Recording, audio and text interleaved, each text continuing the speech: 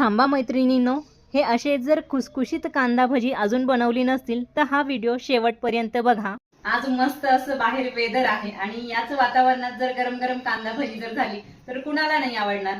तर चला मैत्रिणींनो, आजचा बेत आहे रुचकर कुरकुरीत गरमागरम अशी कांदा भजी। नमस्कार, मी ज्योती, स्वाद घर का बाय ज्योतिष किचन मधून तुमचे सगळ्यांचे खूप खूप खूप स्वागत करत आहे। तर आपली आजची रेसिपी बघण्याआधी चॅनलला सबस्क्राइब करा, रेसिपी आवडली लाईक करा, संपूर्ण रेसिपी बघा आणि तुम्ही सुद्धा ट्राय करा। पावसाळ्यात जर अशी कुरकुरीत आणि गरमागरम जर कांदा भजी जर नाही खाल्ली तर दुसरं काय खाल्लं मैत्रिणींनो? चला तर बघूया कांदा भजीची रेसिपी काय आहे। अगदी सोप्या पद्धतीने सोप्या भाषेमध्ये तुम्हाला सांगणार आहे। त्यामध्ये काय इन्ग्रेडियंट्स वापरले आहे आणि काय सिक्रेट टिप वापरलेली आहे हे सुद्धा तुम्ही बघू शकता। तर माझा व्हिडिओ शेवटपर्यंत बघत राहा। बाहेर ज्या पद्धतीचं वेदर आहे ना, त्याच पद्धतीने घरात सुद्धा मेनू तयार झालाच पाहिजे आणि तो म्हणजे कांदा भजी। याला खेकडा भजी सुद्धा म्हणतात। प्रत्येक ठिकाणी खेकडा भजी किंवा कांदा भजी अशा दोन्ही पद्धतीने याला नावं दिलेली आहेत। चला तर अतिशय सोप्या पद्धतीने आपण कांदा भजी कशी तयार करायची बघूया। कारण असं कोणीच नसणार आहे ज्याला ही कांदा भजी आवडणार नाही, कारण प्रत्येकाचं ही ऑल टाइम फेवरेट डिश असते। रेसिपी संपूर्ण बघण्याआधी एक छोटीशी रिक्वेस्ट आहे, चॅनलला सबस्क्राइब करा। 4 हे मोठे आकाराचे कांदे घेतलेले आहे, जवळजवळ अर्धा किलो हे कांदे आहे आपले। तर याला मी छान असं बारीक उभ्या पद्धतीने कट करून घेते, म्हणजे त्याच्या उभ्या ज्या स्लाइस असतात या उभ्या स्लाइस आपल्याला कट करायच्या आहेत। तर मी इथे हे कांदे कट करून घेत आहे। कांदे कट करण्याआधी याचे हे देठ असतात, हे देठ आपल्याला मोकळे करून घ्यायचे आहे, जेणेकरून आपला हा जो कांदा आहे हा इझिली मोकळा होईल। आणि सर्वात महत्त्वाचं म्हणजे ना, ज्या वेळेला आपण कांदा कापतो, कांदा कट करतो, त्यावेळेला कांदा जर कडू असेल तर आपल्या डोळ्यामधून पाणी येतं। तर कांदा कट करण्याआधी हा कांदा 5 मिनिटं हा फ्रीज मध्ये ठेवा, जेणेकरून याचा जो कडवटपणा आहे हा कडवटपणा निघून जातो आणि कांदा कट करायला आपल्याला सोपं होतं। इथे कांदा मी सगळा व्यवस्थित मोकळा करून घेतलेला आहे। यामध्ये आधी आपल्याला 1 चमचा हे मीठ घालायचं आहे। कांदा भजीसाठी हीच एक खरी सिक्रेट ट्रिक आहे की जेव्हा आपण कांदा कापतो तेव्हा हा प्रत्येक पार्ट याचा मोकळा करणं खूप गरजेचं आहे। जेव्हा आपण मोकळा करतो, जेव्हा आपण पीठ भिजवतो याचं, त्यावेळेला खरा स्वाद या मोकळ्या कांद्यापासूनच येत असतो आणि खरा आकार हा या मोकळ्या कांद्यापासूनच येत असतो। मीठ घालून हा कांदा आपल्याला सगळा मिठामध्ये मिक्स करायचा आहे आणि 15 मिनिटांसाठी हा रेस्ट करण्यासाठी ठेवायचा आहे, जेणेकरून या सगळ्या कांद्याला व्यवस्थितरित्या इथे पाणी सुटलं पाहिजे। इथे कांदा आपला मॉइश्चर झालेला आहे, जवळजवळ अर्धा तास हा कांदा आपण इथे मुरत ठेवलेला होता। यामध्ये 2 ते 3 आपण हिरव्या मिरच्या, त्यानंतर खूप सारी कोथिंबीर, 1 चमचा ओवा आपल्याला क्रश करून इथे घालायचा आहे, लाल मिरची, थोडीशी हळद, मीठ याच्यामध्ये मिक्स केल्यानंतर काय फायदा होतो, तर मीठ मिक्स केल्यानंतर सगळ्या बाजूनी कांद्याला मीठ लागते आणि मीठ लागल्यामुळे या कांद्याला ऑटोमॅटिकली मॉइश्चर हे सुटत असतं आणि मॉइश्चर आल्यामुळे आपण जे बेसन यामध्ये घालणार आहे ते ऑटोमॅटिकली बिना पाण्याचं यामध्ये मुरतं। भर सोडा यामध्ये नाही वापरला तरीही चालतो, कारण ऑलरेडी याला क्रंचीनेसपणा येतो।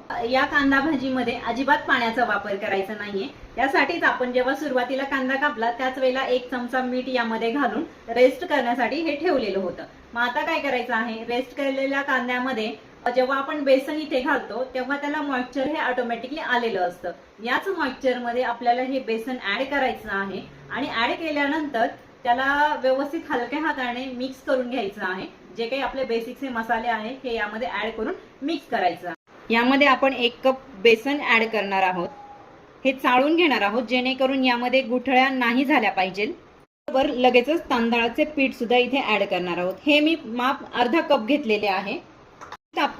हे व्यवस्थित आपल्याला यामध्ये चाळून घ्यायचे आहे, जेणेकरून यामध्ये गुठळ्या नाही राहिल्या पाहिजे। इथे अर्धा किलो कांद्यासाठी 1 कप बेसन हे पुरेसं आहे, पण जसं लागेल तसं तुम्ही इथे बेसन घालू शकतात। साधारण तुमचा जर इतका कांदा असेल तर त्याला 1 कप बेसन हे पुरेसं आहे आणि त्यामध्ये आपण अर्धा कप हे तांदळाचे पीठ सुद्धा ऍड केलेले आहे। पण तुम्हाला जर वाटलं यामध्ये अजून बेसनची गरज आहे तर तुम्ही वरतून यामध्ये घालू शकता, पण 1 कप बेसन हे इथे पुरेसं आहे। हे चाळणीने असे व्यवस्थित चाळून घेतले की त्याच्या गुठळ्या होत नाही आणि ते एकजीव होण्यासाठी मदत होते। इथे थोडा मी हिंग सुद्धा ऍड करत आहे। तुम्ही बघू शकता इथे मी हे एकजीव करत आहे। एकदम हलक्या हाताने हे आपल्याला एकजीव करायचे आहे। कणिक मळतो त्या पद्धतीने नाही करायचं, एकदम हलक्या हाताने इथे आपल्याला एकजीव करायचा आहे, जेणेकरून आपल्या कांद्याच्या प्रत्येक स्लाइसला हा बेसन पीठ हा लागला गेला पाहिजे। या पद्धतीने आपल्याला असं हे व्यवस्थित करून घ्यायचं आहे, एकजीव करायचं आहे। मसालेही लागले पाहिजे आणि बेसनही लागलं पाहिजे। तुम्ही बघत आहात यामध्ये पाण्याचा वापर थोडा सुद्धा नाही केलेला। जे आपण सुरुवातीला मीठ लावून कांदा ठेवला होता रेस्टसाठी, त्यालाच मॉइश्चर आलेला आहे आणि त्याच मॉइश्चरमध्ये हे सगळं पीठ मी भिजवत आहे। तर अप्रतिम अशी हे भजी लागत असतात। आमच्याच पाण्यामुळे हे भज्यांचे तुकडे असे व्यवस्थित पडणार आहे आणि जेव्हा हे असे तेलामध्ये पडतील ना, तेव्हा त्याला तळल्यानंतर असा कुरकुरीत क्रंचीपणा हा येत असतो। हेच एक सिक्रेट आहे। आता आपण कट केलेला होता हा व्यवस्थित मोकळा करून घ्यायचा आहे। तुम्ही बघू शकता हे भज्यांचं पीठ मळताना भिजवताना यामध्ये पाण्याचा वापर थोडा सुद्धा केलेला नाही। कांद्याच्याच पाण्यामध्ये हे आपण भज्याचं पीठ हे तयार केलेलं आहे आणि हे आपण तळायला सुरुवात करूया। तर थोडं सुद्धा पातळ करायचं नाहीये किंवा खूप सारं असं घट्टही करायचं नाहीये, ज्याचे आपण असे सोडताना व्यवस्थित असे तुकडे तुकडे पडले पाहिजे। कांद्याचे जे कडा आहे किंवा जे काटे आहे हे व्यवस्थित बाहेर निघाले पाहिजे। या कन्सिस्टन्सीमध्ये आपल्याला हे पीठ भिजवायचं आहे। चला तर करूया भजी तळायची तयारी। इथे मी तेल गरम करण्यासाठी ठेवलेलं आहे। आपलं भज्यांचं बॅटर सुद्धा रेडी आहे। तर तेल हे इथे कडकडीत तापलेलं आहे, त्यामध्ये आपण मिरच्या फ्राय करून घेऊ सर्वात आधी। आता ही भजी कशी सोडायची हे मी तुम्हाला सांगते।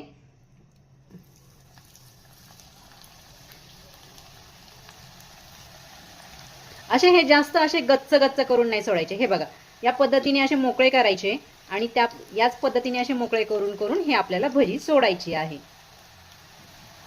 हे बघा, असं जसं आपण पिठाचा उंडा जसा बनवतो त्या पद्धतीने असं घट्ट नाही करायचा। जेव्हा आपण असं हातात घेऊ त्यावेळेला याला प्रेस करायचं, असा मोकळा करायचा आणि मग हा तेलात सोडायचा। जी एकसारखी सगळी आपली तळल्या गेलेली आहेत, दोन्ही साइडने आलटून पालटून ही व्यवस्थित तळल्या गेलेली आहेत। छान असा त्यांना रंग आलेला आहे। चला तर हे आपण काढून घेऊया।